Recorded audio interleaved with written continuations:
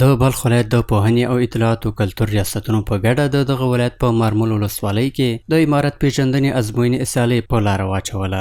مسؤلین وایي له دغه پروګرام څخه یې موخه د غوره څیرو په ګوته کول او د ښوونځیو او دیني مدرسو د زده کوونکو ترمنځ د مطالعې کلتور دودول دي. دوی همداراز دغه پروګرامونه د ځوانانو د فکري ودې او پیاوړتیا لپاره هم غوره وبلل.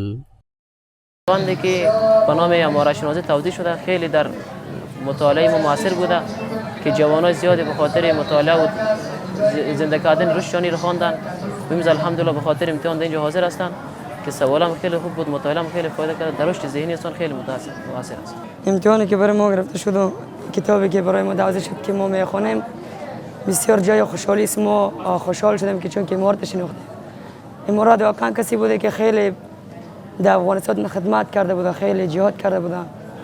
په ورته وخت کې د مارمول ولسوالۍ د دیني مدرسو او ښوونځیو یو شمېر زده کوونکو دغه ډول پروګرامونه د اسلامي کلتور په پیژندنه او پراختیا کې او همداراز د زده کوونکو ترمنځ د نوښتونو رامنځته کولو په برخه کې مهم وبلل او د اسلامي امارت له مسؤلینو څخه د دا ډول سیالیو له ترسره کېدو ستاینه وکړه.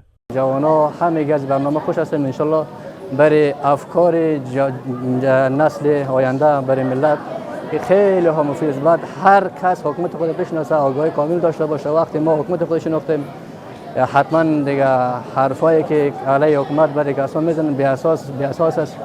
او با مفکوره هیچ کس کدام تأثیری به جان دیگه باقی نمیمونه.